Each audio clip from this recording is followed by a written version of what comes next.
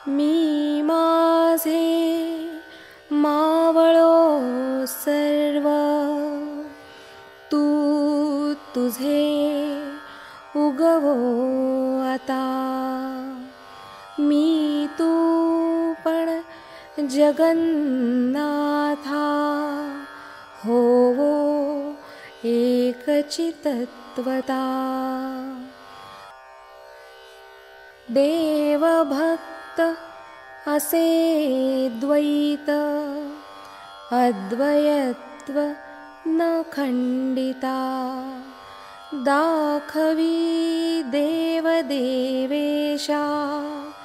प्रार्थना ही तुला आता. सद्गुरुनाथ महाराज की जय. याही वरी याते मी मारीन, म्हणे तेने पापे के रिगेन. ऐसे देखत होतो दुःस्वप्न, तो चेवविला प्रभू. म्हणून याही वरी याते मी मारीन, आणि याच्यामुळे यांना मी मारीन आणि मी पापाचा धनी होईन असा भ्रम मला झालेला होता. आणि त्यावेळी तू मला जाग केलंस. चेवविले म्हणजे जाग करणे, ही भूमिका तो सांगतोय. देवा गंधर्व नगरीची वस्ती सोडून निघालो लक्ष्मीपती, होतो उदकाची आती रोहिणी तीच. म्हणून कुठे गेलं ते, रोहिणी पीत म्हणजे मृगजळाचं पाणी प्यावं, त्याप्रमाणे मी लक्ष्मीपती, लक्ष्मीच्या म्हणजे स्वर्गाच्या वास्तवाला न जाता, निजधामाकडे न जाता गंधर्व स्वर्गाच्या वाटेने चाललो होतो असं त्यांना म्हणायचंय. आणि हे मृगजळाचं पाणी पिण्यासारखं होतं, कारण मला माझी मूळ अज्ञानातनच मी बाहेर पडलेलो नव्हतो त्यावेळेला, असं त्यांना म्हणायचंय. कुठे गेले ते, हा. हे देवा खरी वस्ती सोडून आकाशातील गंधर्व नगराकडे जायला निघालो. म्हणजे गंधर्व नगर म्हणजे स्वर्गाकडे म्हणा, लक्षात. की जेणेकरून म्हणजे मी पापाचा धनी होणार नाही वगैरे वगैरे, या सर्व संकल्पना आहेत ना, या सर्व स्वर्ग आणि या दृष्टीनेच मांडलेल्या आहेत. पण कर्माच्या भूमिकेतनं, नैष्कर्माच्या भूमिकेतनं, आत्म्याच्या जाणीवेतनं जर पाहिलं तर जे विहित कर्म आहे ते कर्म, म्हणजे हे सगळं समजा त्यांनी युद्ध केलं नसतं, स्वतः मेला असता, यांनी काय मिळालं असतं अर्जुनाला? साधा विचार करा. त्याला तो चांगला होता, कृष्णाचा सहचर होता, म्हणजे स्वतः परमेश्वराबरोबर राहिलेला होता, म्हणजे सद्गुरूंबरोबर राहिलेला, किंबहुना त्यांच्या आज्ञेत इतके दिवस, तो काय वाईट नव्हता अजिबात. त्यांनी सर्व चांगली कर्म केलेलीच होती. परंतु शेवटच्या कर्माच्या याच्यामधनं तो स्वर्गाकडे गेला असता, पण निजधामाला पोचला नसता. लक्षात ठेवा, दोन्हीचा फरक पडतो. म्हणून त्याचा सर्व विस्तार अगोदर केला त्यांनी, की तू कुठल्या इच्छेने काय करतो आहेस, ते जर तू इच्छा जर दाखवली तर ती इच्छा तुझी पूर्ण होईलही, नाही असं नाही. आणि तेवढाच मी तुला मिळेन, पण मी पूर्ण तुला मिळणार नाही, हेही तितकंच खरं आहे. म्हणून ज्ञानाची पूर्ण भूमिकाच लक्षात घेतली पाहिजे. ईश्वर म्हणजे नेमका काय हेच कळला पाहिजे आपल्याला. म्हणून मी काय म्हणजे डे 1 पासून मी असंच आपण म्हणतोय की तुम्ही गणपती समजून घ्या, पण मला गणपती भेटावा अशी इच्छा नकोय. मला विष्णूची म्हणजे त्या परब्रह्माची, विश्वातीताची जाणीव त्या गणपतीकडनं मिळणं गरजेचं आहे. कुलदेवतेची उपासना करा, पण जगदंबेचं स्वरूप कळावं. आणि नुसतंच जगदंबेचं स्वरूप कळण्यासाठी नाही, तर त्या जगदंबेनी मला त्या विश्वातीताकडे घेऊन जाता यायला पाहिजे. ही माझी साधकाची भूमिका असायला पाहिजे. आलं लक्षात? म्हणून ह्या ज्या सर्व उपासना आहेत या थिट्या का पडतात, त्याची कारण याच्यात आहेत सर्व. कृष्णाने असं सांगितलं नाहीये की अरे तू असं कर, आता अर्जुन एवढं मोठं युद्ध मारायचं आहे ना, तू विष्णू सहस्त्रनाम 1000 वेळा म्हण, असं नाही सांगितलेलं. या गणपती अथर्वशीर्ष आहे ना, ते तू एक त्याची पाणी घालत बस तिथं जरा अभिषेक करत, कशाला माझ्याशी गप्पा मारत बसतोयस, किंवा दत्तांच्या समोर जा, तिथं पानचे वगैरे जे काय ठेवायचं असतं ते ठेव, त्याला नमस्कार कर, गुरुचरित्राचा पारायण म्हणजे करून मी नाव ठेवत नाही, लक्षात ठेवा. हे सगळं करायला पाहिजे आपण, नाही असं नाही, पण हे मला ईश्वर प्राप्तीसाठी करता यायला पाहिजे.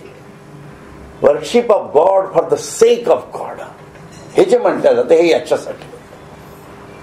ही भूमिका आहे आपल्याला, आणि ही भूमिका आपल्या मन बुद्धीची तयार व्हायला पाहिजे. म्हणून तो आत्म्याची बैठक आहे ही. मन बुद्धीची जाणीव म्हणजे आत्म्याची बैठक आहे. या बैठकीवरनं जे घडेल ते ईश्वराला मंजूर आहे, लक्षात ठेवा. आणि ते अधिक जोमानी, अधिक चांगल्या रीतीने, अधिक सुसंस्कृत आणि अधिक सर्व कल्याणाच्या दृष्टीने आपोआप घडत जातं, लक्षात ठेवा. म्हणून अर्जुनाने मारलं कौरवांना तरी सुद्धा शेवटी सर्व समाजाचं कल्याणच झालेलं आहे. त्याची कारण शोधा म्हणजे तुमच्या लक्षात येईल. म्हणून मारण्याचा विषय आपल्या आयुष्यात नाहीये, हेही आपण गृहीत धरूयात, नाही असं नाही. परंतु तोडणं, कट ऑफ, सर्व गोष्टीपासूनचा कट ऑफ, हा जो विषय आहे ना, हा विषय आपल्याला खूप मोठ्या प्रमाणात लागू पडतो. आणि त्याच्यासाठी मन बुद्धीचं अधिष्ठान जे आहे, बैठक, ती आत्म्याच्या जाणीवेवरच आणावी लागणार आहे. साधना करायची म्हणजे त्याच्यासाठीच करायची, बाकी कुठलीही साधना करण्याची काही गरज नाहीये. गीता सांगते हे, भगवद्गीता. म्हणून यातनं शिकायचंय काय? योग सार हाता चढे, हे योगाचं सार आहे जे आपण वाचतो. ते उघडती ज्ञानाची कवाडे. कशी उघडतायत बघा, प्रत्येक अध्यायातनं उघडत गेली की नाही आपल्याला, आणि तो तेवढ्या रसयुक्त जाणीवेतनं उघडत गेलेली आहे. आपल्यालाच कळलं नाही की आपण असे कसे मनाबुद्धीच्या जाणीवेत आलो. सहजतेने येत गेलं ना, हळूहळू हळूहळू मना सज्जना.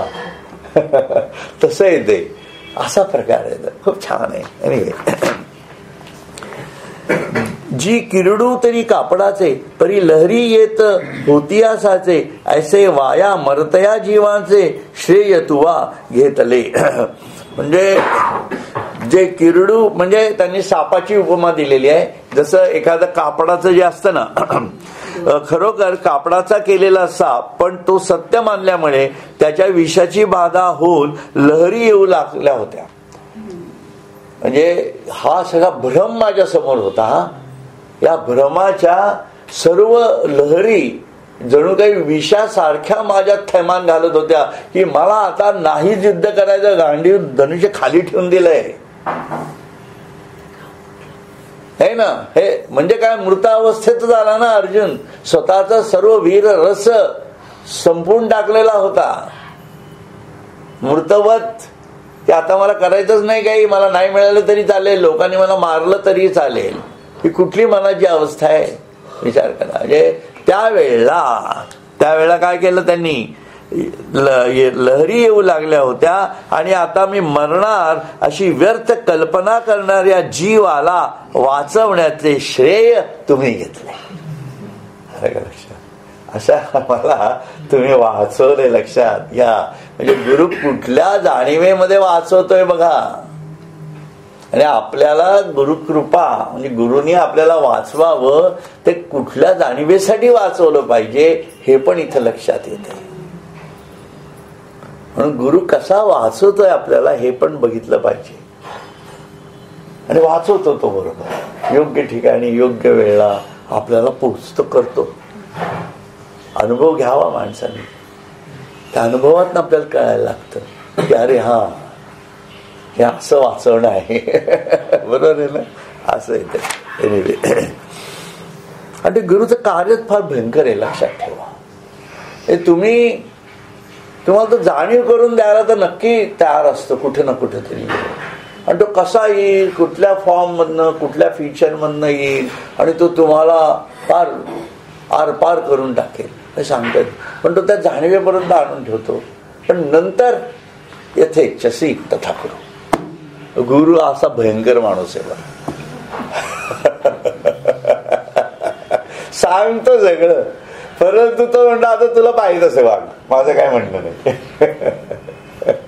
तरी मी आहेच, म्हणजे असं काय तो सोडून जातोय असं नाही, तो दाखवून देत असतो. कारण आपण काय एवढं असं काय वाईट कृत्यातनं चालत नसतो आयुष्यात. म्हणून कुठं ना कुठं तरी चांगल्या जाणीवेतनं सरकत असतो पुढे, आपली इच्छा असते.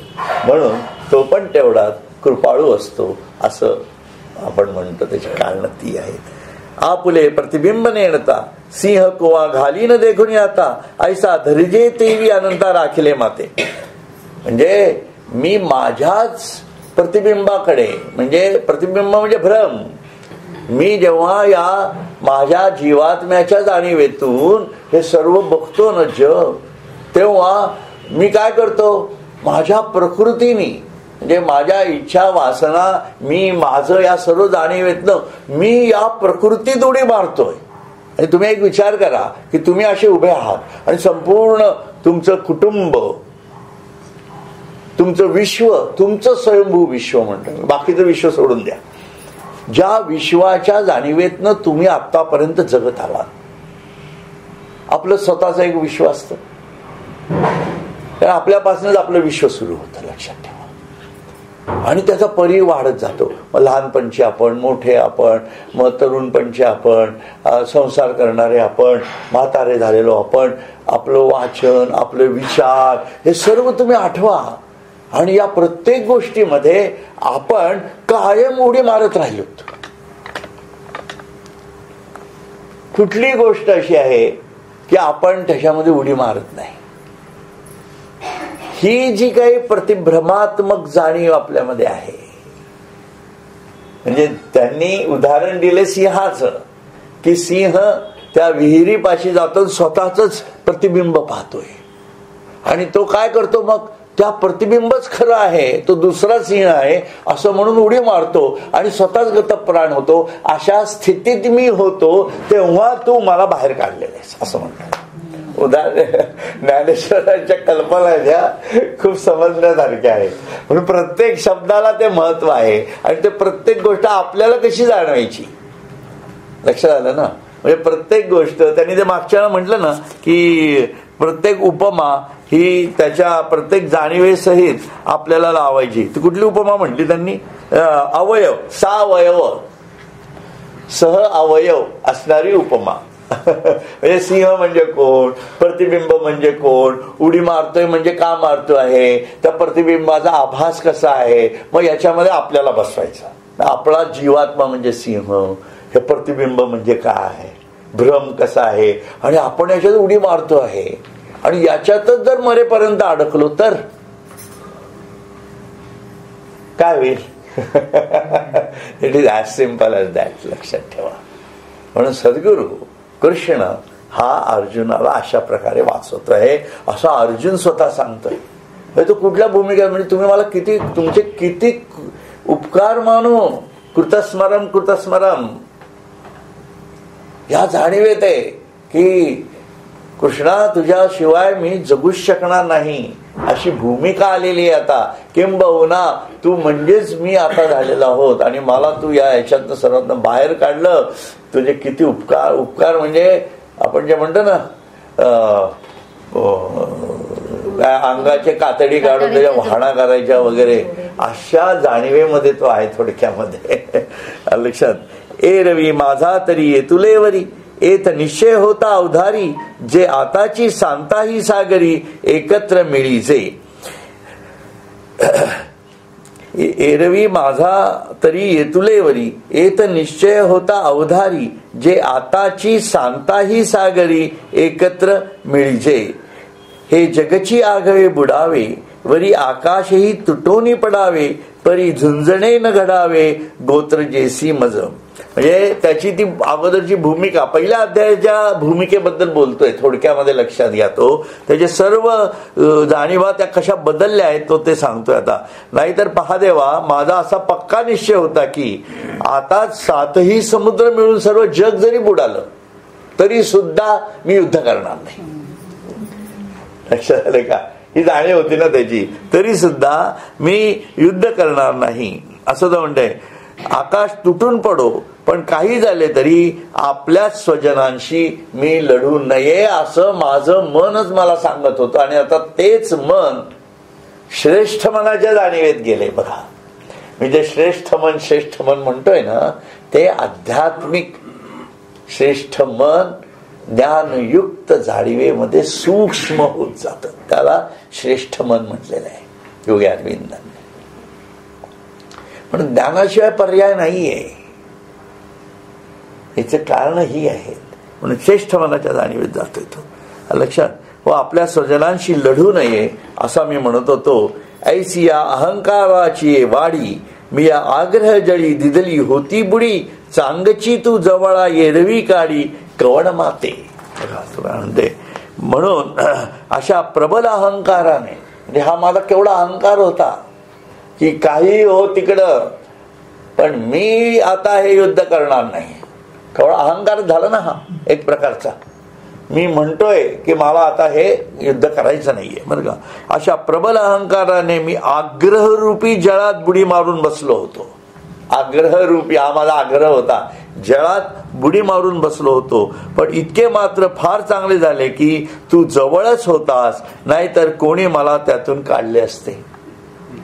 मला कोणी काढलं असतं. यावेळेला समजा कृष्णाचं सारथ्य नसतं, दुसरे कोणीतरी सारथी असता तर अर्जुनाने काय केलं असतं, साधा विचार करा. म्हणून कुठल्या योग्य वेळेला गुरु कशा प्रकारे आपल्या समोर आपलं सारथ्य करतो, ती वेळ आली की ते बरोबर कळतं. नाही तर काय कायम काय अर्जुनाचं सारथ्य कृष्ण करत नव्हता. त्यांनी कित्येक लढाया जिंकलेल्या आहेत स्वबळावर. त्याच्यातनं एवढा अहंकार तयार झालाय त्याचा. लक्षात आलं का. आपले असंच असतं ना, आपण खूप लढाया जिंकत असतो, खूप प्रकारच्या घटना घडवत असतो, आपल्याला वाटत असतं मीच केलं बरोबर आहे. पण एक वेळ अशी येते की आपण हतबल होऊन जातो आणि त्यावेळेला गुरुचा आधार गरजेचा असतो. लक्षात ठेवा. म्हणून त्या हतबलतेसाठी साधनेचं स्वरूप समजणं फार गरजेचं आहे. लक्षात आलं. असं आहे. नाथिले आपण पा एक मानिले आणि नवतया नाम गोत्र ठेविले थोर पिसे होते लागले परी राखिले तुम्ही. पूर्वी कुठे गेलं हा मी म्हणून कोणी निराळा नसताना मी एक कोणी आहे अशी कल्पना केली. म्हणजे मी जे म्हटलं आपण अहंकाराच्या भूमिकेतनं करतो तसं अशी कल्पना केली आणि माझ्याहून कोणी निराळा नसताना निराळे मानून त्याला गोत्रज हे नाव ठेवले. म्हणजे खरं तर मी कोणीच नाहीये, तरी मी कोणतरी वेगळा आहे असं समजून मी हा माझा मुलगा आहे, ही माझी काय बायको आहे, ही माझी सून आहे की नाही, अशीच ओळख करून दिली ना आपण. हे कोशातनं झालं. हा प्रबळ अहंकार आहे. लक्षात ठेवा. सहज घडतंय, हे सहज घडतं, परंतु हे आत्म्याच्या जाणीवेतनं घडावं. हे घडणार आहे. म्हणून मी जे कर्माचं जे पहिल्यापासून सांगताय तो उचल याच्यासाठी आहे की हे घडणार आहे. पण आपण हे आत्म्याच्या जाणीवेतनं सांगायचं की आतल्या आत कळलं पाहिजे आपल्याला, बाकीच्यांना कळण्याची काही विशेष गरज नाही त्याची. आणि मग ओळख करून देताना तर अशीच करून द्यायला लागणार ना. व्यवहारातली ओळख कशी करून देणार नाही का. तुम्ही थोडी अशी करून देणार या ब्रह्मांडामध्ये जन्मास आलेला हा एक जीवात्मा आहे, तो माझ्या पोटी आलाय वगैरे वगैरे. यू कॅनॉट डू लाईक दिस. हे विरोधी होऊन बसेल काहीतरी.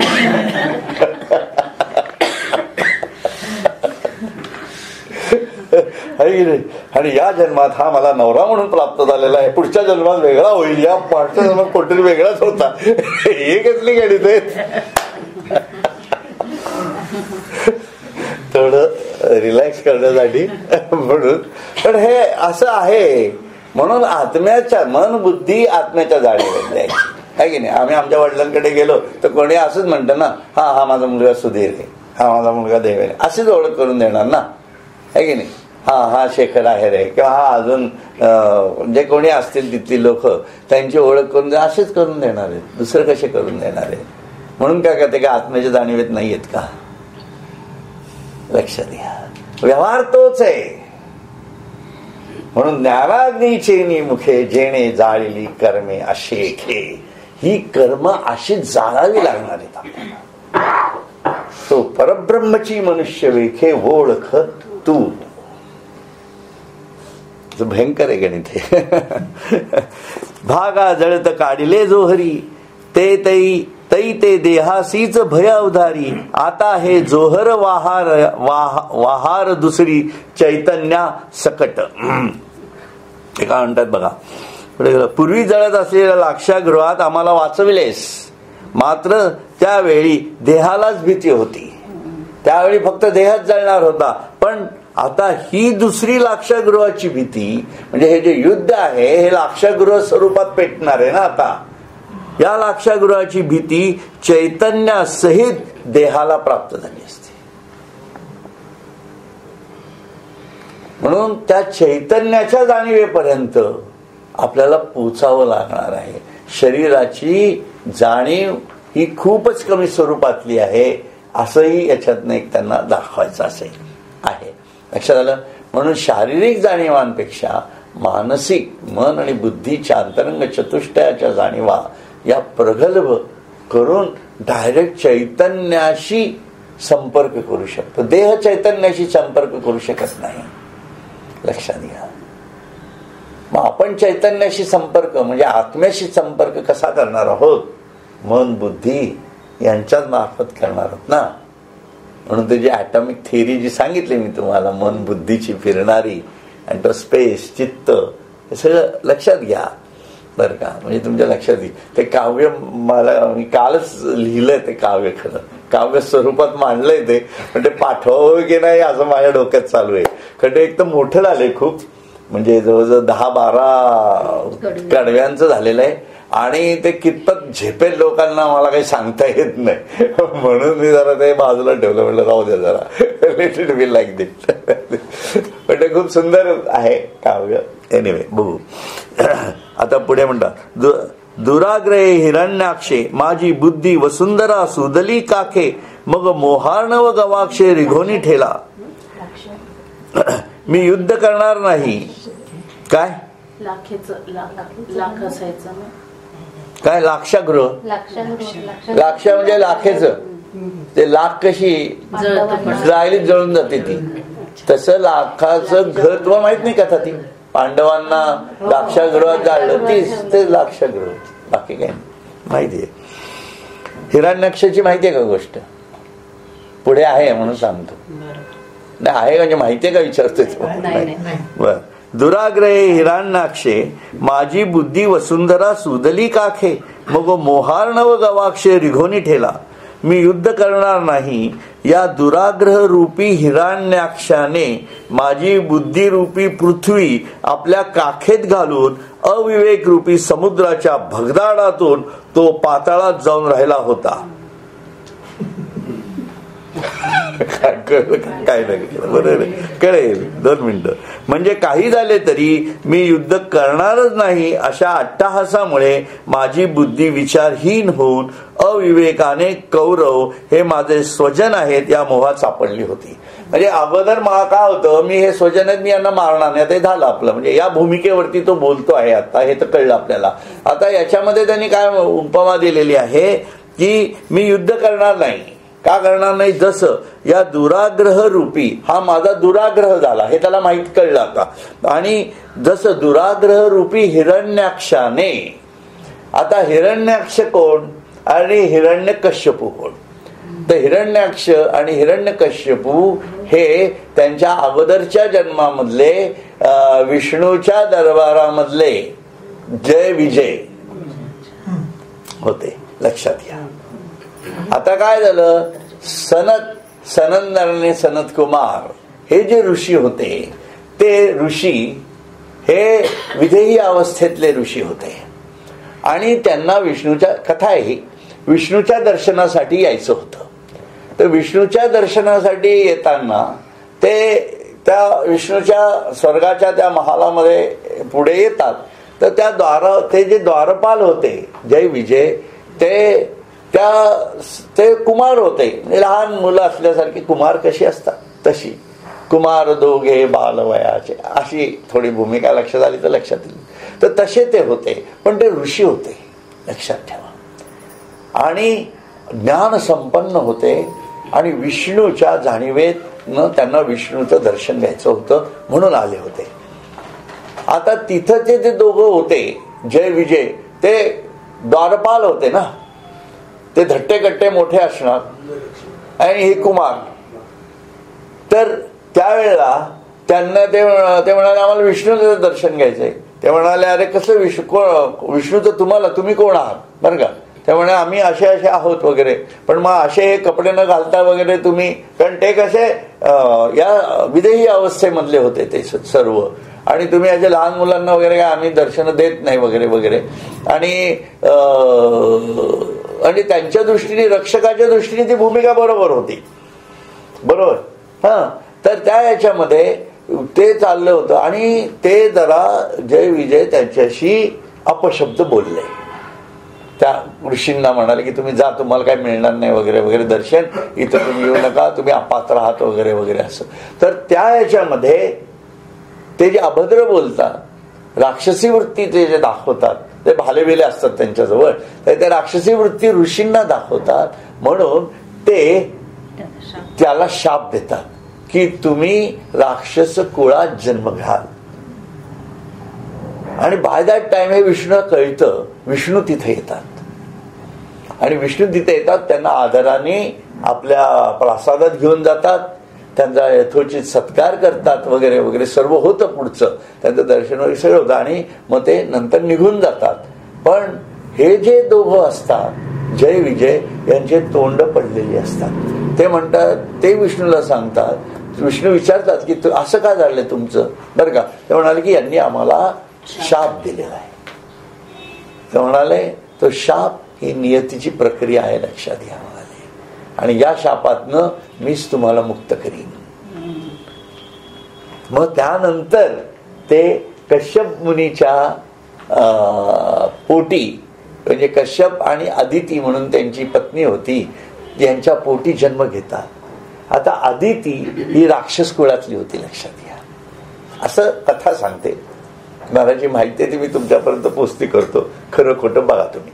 तर ती अदिती राक्षस कुळातली असते आणि तिला जी 2 मुलं होतात, ती मुलं म्हणजे हिरण्याक्ष आणि हिरण्यकश्यपू. हिरण्यकश्यपू हा म्हणून कश्यप ऋषींशी तो संबंध त्या रीतीने जोडलेला आहे, आणि हिरण्याक्ष हा त्याचा परत भाऊ. हे दोघही पुत्र त्यांच्या पोटी जन्म एका वेळा घेतात असं नाही, वेगवेगळ्या याच्यात येतात, परंतु हे राक्षस कुळातले म्हणून जन्म घेतला जातो. आणि यांच्या सर्व एक तर ताकद खूप असते, म्हणजे दैवी ताकद त्यांच्यामध्ये, प्रकृतीने दिलेली ताकद असते त्यांच्यामधली.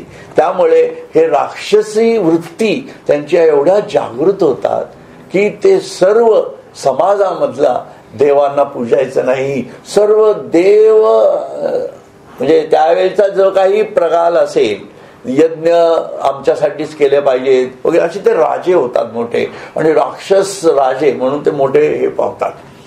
आणि त्या याच्यामध्ये त्या पृथ्वीला हा हिरण्याक्ष जो आहे ना, हा हिरण्याक्ष पृथ्वीवरती चालणाऱ्या सर्व देवदेवतांच्या जाणीवा हे करायच्या, म्हणजे काय हाणून पाडायच्या. म्हणून तो पृथ्वीला स्वतःच्या याच्यात घेतो आणि पाताळामध्ये दाबून टाकतो, अशी कथा आहे, लक्षात घ्या.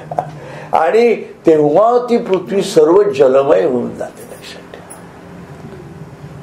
आणि ती पृथ्वीची ही सगळा बॅलन्स जातो, हा जो बॅलन्स जातो संपूर्ण ब्रह्मांडाचा, त्याच्यामुळे काय होतं की सर्व देव हे विष्णूपाशी येतात. ते म्हणतात हे काय झालंय, असं कसं झालं बरं का. तर विष्णू त्यांना म्हणतात की ठीक आहे, मला लक्षात आलंय काय झालंय ते, तर तुम्ही जा, मी याच्यावरचा उपाय माझा मी शोधून तुम्हाला सांगतो, करतो काय करायचं ते.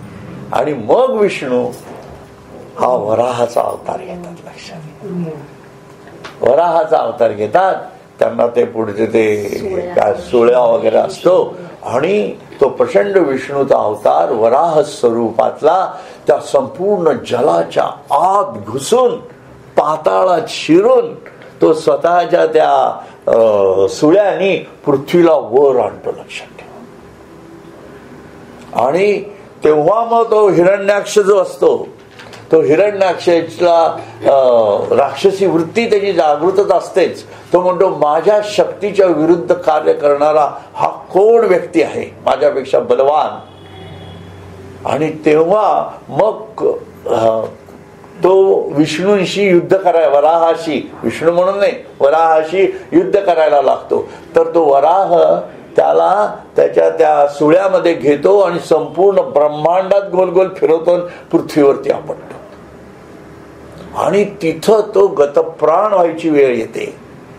आणि तिथं मग विष्णू स्वतःचं स्वरूप त्याला दाखवतो. लक्षात, विष्णूचं खरं स्वरूप तिथं हिरण्याक्षाला कळतं. आणि ते स्वरूप पाहिल्यावर त्याला सर्व पूर्वीच्या जन्मांची आठवण येते आणि त्याला कळतं की अरे मी हा जय आहे. आणि तेव्हा तो म्हणतो की देवा माझं तर झालं, पण विजयचं काय, कश्यपाचं काय, हिरण्यकश्यपूचं काय. तो म्हणा, विष्णू त्याला उत्तर देतात प्रत्येकाची योग्य वेळ असते, त्याच वेळेला मी हे कार्य करत असतो. त्याची वेळ यायची आहे. तुझी पाप पूर्ण झालेली होती, तू तुझ्या मार्गाला लाग. आणि मग तो अवतार संपतो आणि हिरण्यकश्यपू परत त्याच्या त्या राक्षसी वृत्तीतनं पुढे जातो. आणि मग नरसिंहाचा अवतार हा पुढची घटना आहे. लक्षात, ही अशी कथा आहे. ही या कथेच्या मुळात शिरलं ना आपण तर बरंच काही कळू शकतं आपल्याला. लक्षात घ्या काय घटना कशा घडतायत त्या. एनिवे, म्हणून पण तत्वज्ञान वेदांचं कसं आहे, एकच चाललंय बघा. वेळ काळाच्या यंत्रावरच सर्व बसलेला आहे. तो कोणी कसाही असो, त्याला काळाच्या अतीत होता येत नाही. त्याच्यासाठी देह त्यागानंतरच तो काळाच्या अतीत झाला. हिरण्याक्ष स्वतः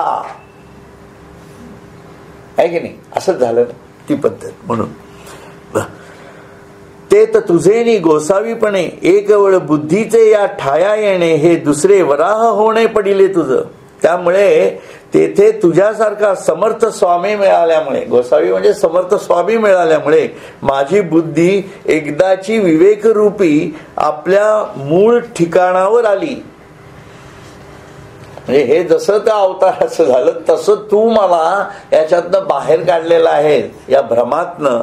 आणि माझ्या बुद्धीचा उद्धार करण्याकरता तुला दुसऱ्यांदा हे असे वराह व्हावे लागले. अशा प्रकारचा वराह तू दुसऱ्यांदा झालाय. अर्जुन बघा, अर्जुनाला आता सर्व कळलेलं आहे काय भानगडी आहेत सर्व. या अवताराच्या भानगडी लक्षात यायला पाहिजेत. ते कळतंय म्हणजे नाही असं नाही बरं का. ऐसे अपार तुझे केले एकी वाचा काय मी बोले परी, पाचही पालव मोकलिले मज प्रती. बघा हे संपू एवढं थोडक्यात बरं का. देवा तुझे असे अपार उपकार मी या एका वाचेने काय सांगणार. मला अर्जुनाचा भाव कसा भरून आलेला आहे आता. हे मला सांगा, एवढी कृपा जेव्हा सद्गुरू करतो आपल्यावर तेव्हा तो भाव विभोरता नेमकी कशा स्वरूपाची असते हे आपण समजू शकाल. म्हणून या भ्रमात्म बाहेर पडणं हा सद्गुरूचं जे मूळ कार्य आहे ना, ते हे कार्य आहे जे कृष्णाने दाखवलंय अर्जुनाच्या स्वरूपातनं. म्हणजे प्रत्येक आपल्याला जे सद्गुरू मिळालेले असतात ना, हे अवतार स्वरूपात आत्म्याच्या जाणीवेतनं कसं कार्य करतात. मे बी ते अगदी म्हणजे तुम्हाला वैश्विक स्वरूपातलं वगैरे असल्याचं, पण भ्रमात्म बाहेर काढणं हे कार्य आहे. पुढचं घडतंय, युद्ध घडणार आहे, जीवन जगल्या जाणार आहे, प्रत्येक जण मरणार आहे. परंतु भ्रमात्म बाहेर काढून त्या आत्म्याला योग्य गतीला नेणं हे गुरुकार्य आहे. लक्षात ठेवा. या गुरुकार्याचं महत्व फार म्हणून तुझे असे अपार उपकार मी एका वाचेने काय सांगणार. पण एवढे मात्र खरे की तू माझ्या ठिकाणी आपले पंचप्राण अर्पण केले आहेस. म्हणजे गुरु स्वतः आपलं सर्वस्व कसं शिष्याला देतात ते याच्यातनं आपल्याला कळतं. जे काही न वचेची वाया भले यश फावले देवराया, जे साध्यंत माया निरसिली माझी. देवा तू माझ्याकरता श्रम केलेस ते काही वाया गेले नाहीत, कारण तू माझा संपूर्ण अज्ञान भ्रम नाहीसा केलास. असे थोर यश तुला प्राप्त झाले आहे. असा हा नवरत्न हार सद्गुरूला दिलाय, कृष्णाला दिलाय. हा अर्जुनाने, हा अर्जुनाचा नवरत्न हार आहे, लक्षात ठेवा, है की नाही. म्हणून स्वरूपी विश्वरूप देखिले विश्वरूपी स्वरूप सामावले, स्वरूपा विश्वरूपा आगळे नित्य तत्व. कृष्णा तुझं ते नित्य तत्व तसं आहे.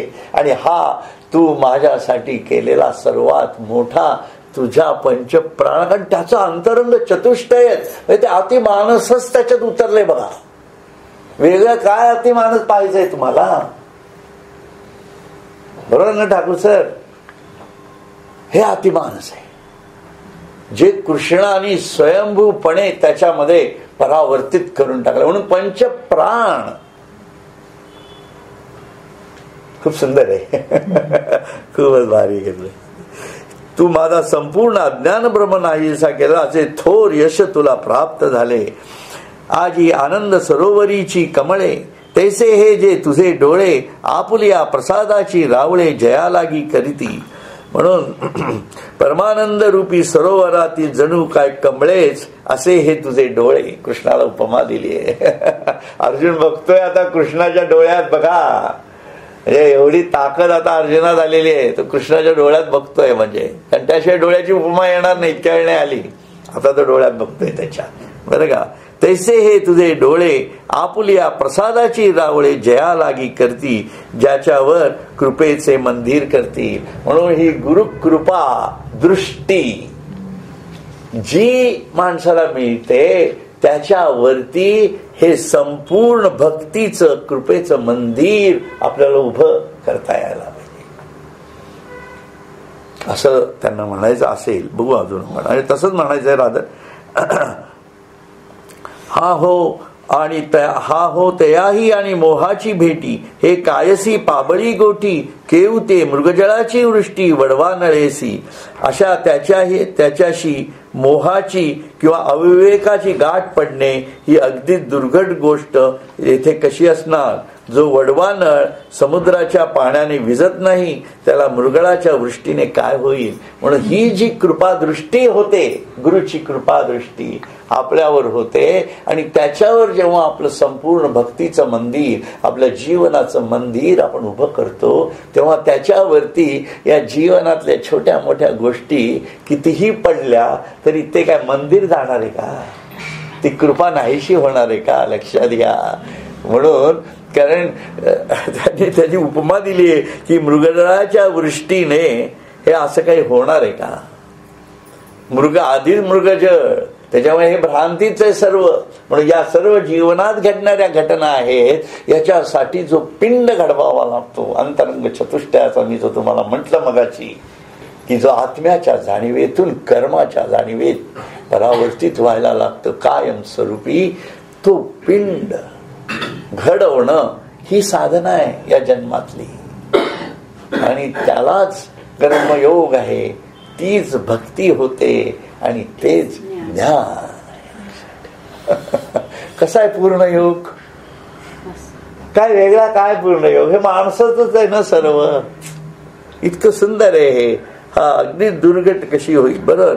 आणि प्रभो आणि मी तव दातारा, ये कृपेची रिघोनी गाभारा, घेत आहे चारा ब्रह्मरसाचा. आणि प्रभो कृपा सागर, मी तर तुमच्या कृपेच्या गाभाऱ्यातच बसून ब्रह्मानंदाचा आस्वाद घेत आहे. आणि तुम्ही तर मला इतकं हृदयाशी धरलेलं आहे, इतका मी तुमचा निजभक्त आहे, की तुम्ही त्या गाभाऱ्यातच बसवल्यामुळे मला बाहेरच्या कुठल्याही सुखदुःखाच्या भौतिक याचा परिणाम माझ्यापर्यंत येतच नाहीये. इतका सेफ आहे मी, असं म्हणा पाहिजे असेल तर लक्षात.